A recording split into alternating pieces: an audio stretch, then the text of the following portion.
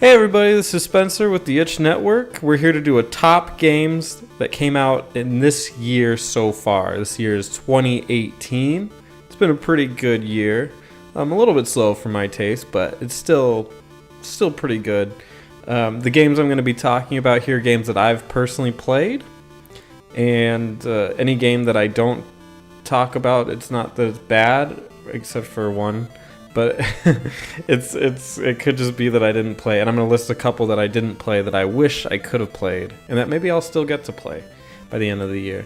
But I really only have 7, I think, on my list. Yeah, 7 that I've actually played that I would recommend to somebody that I think is actually really good. So let's get kicked off and let's get going. So number 1 has to be God of War. I'm not really ranking these, but number 1 would be, in this instance, number 1, probably the best game of the year so far. It might be the best game of the year, period. Except Dragon Quest is coming out in September. But God of War was really, really good. It was like a revamp of the series. It almost looked like, the Tomb Raider behind the shoulder, that kind of game. Really, really good. Amazing graphics, solid gameplay. It was challenging. There's like a father-son dynamic that I went with. I mean, you've seen it. If you know this channel, then you know this game. There's no way you don't, but it's absolutely phenomenal. I recommend anybody that has a PS4 that hasn't played this game. It's like, what are you doing, man? What are you doing? Like, figure it out. It's a pretty great game. So check it out. Okay, the second one is Monster Hunter World. This game is huge, and I don't know why. It came out of nowhere. Its series has been around for forever, but for some reason with this iteration, people just jumped all over it, which is great. It's a Capcom game, and people seem to just flock to it. I remember playing it back on the PSP, not the Vita, the PSP, like years and years ago, and just saying, it's not really for me. And to be honest, it's still not really for me, but a lot of people seem to really like it now, which is awesome. It's an RPG. This one has actually more RPG elements than the last ones I played, which is kind of cool. But it's more focused on the gear that you get from killing huge monsters. And you go out, you find it, you kill it using, Dark Souls skills, rolling and mastering. I think there's 14 different weapons. I was playing with the heavy range. And you use that armor that you get or use that materials you get to craft new weapon upgrades and new armor, and rinse and repeat. You can play with up to 4 people, which is really, up to 3, I guess. 4 people, for instance. Anyway, I didn't play it a whole lot. I'm sorry if I don't know a ton on that one. I was just playing it with the guys to play a multiplayer game with them, and I really enjoyed it, and I'm still playing it. So, really, really fun game. Definitely recommend it. Another one of those games that if you haven't played it yet, I'd be pretty surprised, because it just came out and just like tore up everything. So check it out. Really, really good game. Next up is Dragon Ball FighterZ, another game this game I don't actually have, but I played it at my friend's house. Eric, he has it. JD has it. I've played with them. It's actually a lot of fun, even though I'm terrible at it and I hate Dragon Ball Z. Arc System Works, I think they're the ones that make it. They made a really, really solid game. A really solid fighter. It feels tight. Feels fair, which is cool. A lot of the Dragon Ball games I've played in the past, they just felt like it was trying to show off all the pew Kamehameha laser firing explosion thing. And I don't care about that at all. But this game not only looks good, but the fighting feels fair. And I really enjoyed it. I actually beat Rosie at it a couple times, though he'll probably tell you I didn't, but I actually did. And I made him look like a little girl. So definitely check that one out, especially if you're a fan of Dragon Ball Z, or Dragon Ball, I guess. I don't know, whatever. Then you'll love that game. A lot of fun. And it looks slick like a cartoon, which is cool if you like that stuff. Next up is Octopath Traveler. I've talked about it a little bit before. I don't love the game, but certainly if you're looking for a traditional RPG, this is the way to go. And it's got longevity, a lot of grinding, tons of grinding, but it's fun grinding. It's made from the people that made Bravely Default and Bravely Second over at Square Enix. And they've crafted a very quaint, simplistic, small scale RPG that expands on 8 different adventures with 8 different characters. I think it goes a little too old school at times. I think the stories could be more interesting, and I think they almost use it as a crutch that there's 8. But to me, it works against it because I just don't love every character. But that being said, there's an addictive nature to it. The combat is solid. The battle system is solid. The graphics are beautiful for the most part, especially the effects. So definitely worth your time. Check it out if you really want that old school RPG fixin'. State of Decay 2. This is a game that I played on the Xbox Game Pass. You can get it for 14 days for free, and then you can start paying, I think it's $10 a month.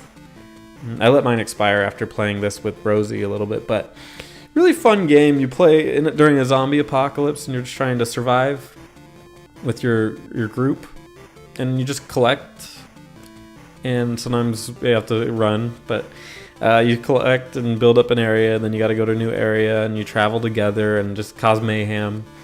It's tons of fun, especially if your friends are assholes and you start yelling at each other. That's what we do. We do that even when we're not playing games. We just yell at each other a lot. It's very abusive. But the game was a lot of fun. Not my favorite, but as far as multiplayer games go, you could do much, much worse. Definitely play it with a friend, though. At least one friend. If you don't have any friends, think about your life choices. Next up is Ninokuni 2, Revenant Kingdom. Action RPG. If you like Ninokuni, it's not a whole lot like it, which is a good thing for me. The first Ninokuni it's almost like reverse. So the first Ninokuni had an awesome story, and the combat was like, meh. This Ninokuni had a story, but really good combat. Really enjoyed it. I mean, it was more just traditional hack and slash almost, but in like a little confined area. One little gripe about it is that you do have to build up your kingdom, which almost at times feels like a phone game, because it's like, upgrade your kingdom and get 8 people in it, and then you can do the next quest.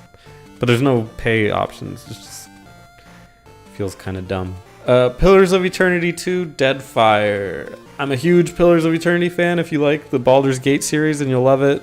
It's incredibly great. The writing's phenomenal. The graphics are cool.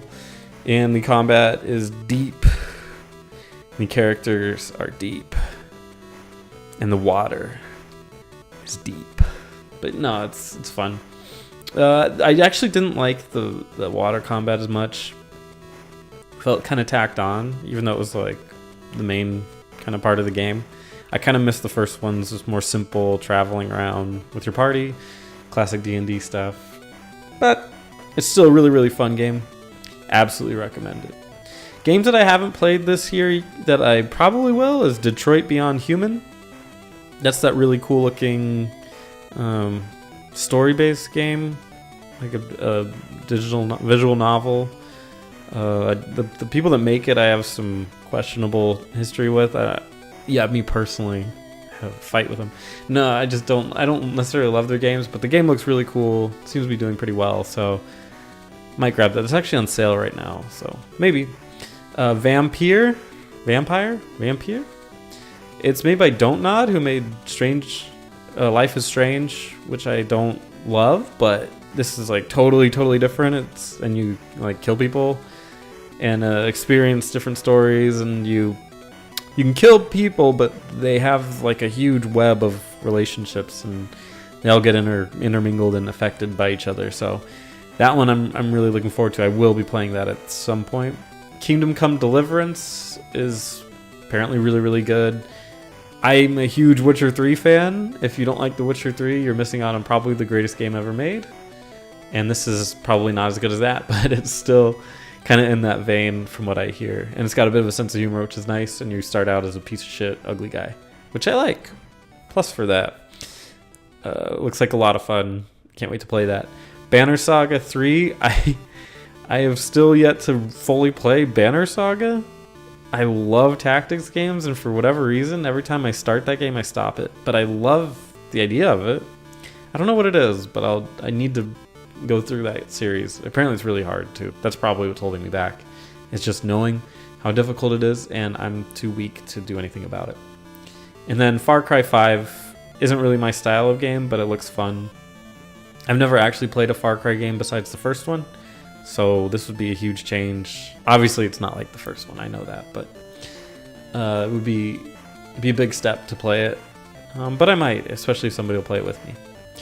And then there was one game that I didn't like. I mean, I played a number of games, but I didn't want to mention anything that was like, or that I didn't really want to recommend or anything. But one game that I really don't recommend is Sea of Thieves.